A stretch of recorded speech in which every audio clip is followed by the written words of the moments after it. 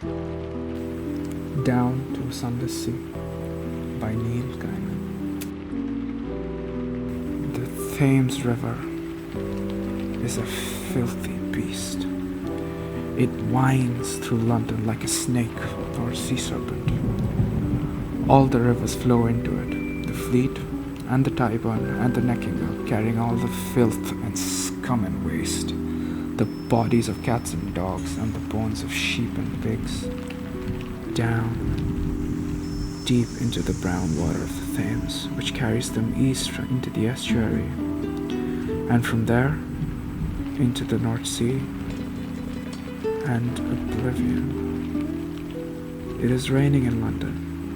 The rain washes the dirt from the gutters and it swells streams into rivers, and rivers into powerful, powerful things. The rain is a noisy thing, splashing and pattering and rattling the rooftops. If it is clean water as it falls from the skies, it only needs to touch London to become dirt, to stir dust and make it mud. Nobody drinks it, neither the rainwater nor the river water. They make jokes about Thames water, killing you instantly, and it is not true. There are mudlarks who will dive deep for thrown pennies and come up again, spout the river water, shiver and hold up their coins. They do not die, of course, or not off that. Although there are no mudlarks beyond 15 years of age. The woman does not appear to care about the rain. She walks the Rotherhithe docks as she had done for years, for decades. No one knows how many years, because no one cares. She walks the docks, or she stares out to the sea. She examines the ships as they bob at anchor. She must do something to keep body and soul from dissolving their partnership. But none of the folk on the dock have the foggiest idea what this could be. Take refuge from the deluge beneath a canvas awning put up by a sailmaker. You believe yourself to be alone under there. Well, at first. For she is statue still and staring out across the water even though there is nothing to be seen through the curtain of rain. The far side of the Thames has vanished. And then she sees you. She sees you and she begins to talk, not to you, oh no, but to the grey water that falls from the grey sky into the grey river. She says, "My son wanted to be a sailor, and you do not know how to reply or what to reply. You would have to shout to make yourself heard over the roar of the rain.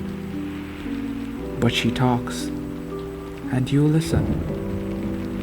You discover yourself craning and straining to catch her words. My son wanted to be a sailor. I told him not to go to sea. I'm your mother, I said. The sea won't love you like I love you. She is cruel. But he said, oh mother, I need to see the world. I need to see the sun rise in the tropics and watch the northern lights dance in the Arctic sky. And most of all, I need to make my fortune, and then when it's made, I will come back to you and build you a house, and you will have servants, and we will dance, mother. Oh, how we will dance. And what would I do with a fancy house? I told him. You're a fool with your fine talk. I told him of his father who never came back from the sea. Some said he was dead and lost overboard, while some swore blind they'd seen him running a whorehouse in Amsterdam. It's all the same. The sea took him. When he was 12 years old, my boy ran away down to the docks, and he shipped on the first ship he found, to Flores in the Azores, they told me. They're ships of ill omen, bad ships. They give them a lick of paint after each disaster and a new name to fool the unwary. Sailors are superstitious. The word gets around.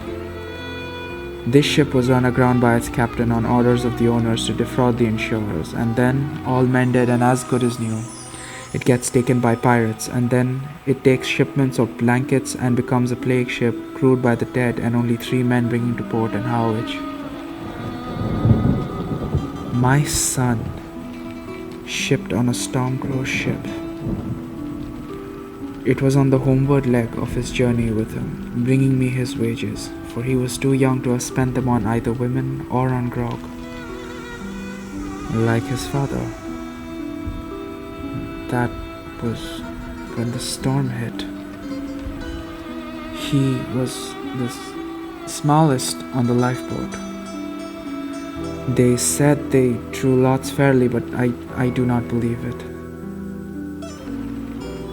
He was smaller than them, and after 8 days adrift in that boat, they were so hungry.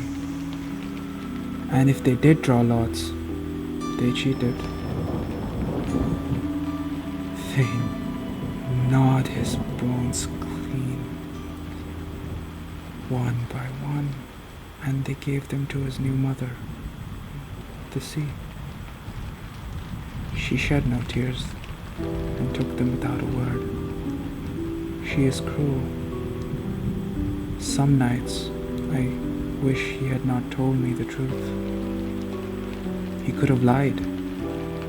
They gave my boy's bones to the sea, but the ship's mate, who had known my husband and known me too, better than my husband thought he did if truth were told, he kept the bone as a keepsake. When they got back to land, all of them swearing my boy was lost in the storm that sank the ship, he came in the night and told me the truth of it. And he gave me the bone for the love there had once been between us. I said, "You've done a bad thing, Jack. That was your son you ate." The sea took him too that night. He walked into her with his pockets filled with stones, and he kept walking. He had never learned to swim, and I put the bone on a chain to remember them both by. Late at night, when the wind crashes the ocean waves and tumbles them onto the sand, and when the wind howls around the houses like a baby crying. The rain is easing, and you think she is done. But now, for the first time, she looks at you and appears to be about to say something. She has pulled something from around her neck, and now she's reaching it out to you. "Here," she says. Her eyes, when they meet yours, are as brown as the flames. "Would you like to touch it?" You want to pull it from her neck, to toss it into the river for the mudlarks to find or to lose. But instead, you stumble out from under the canvas awning, and the water of the rain runs down your face like someone else's tears.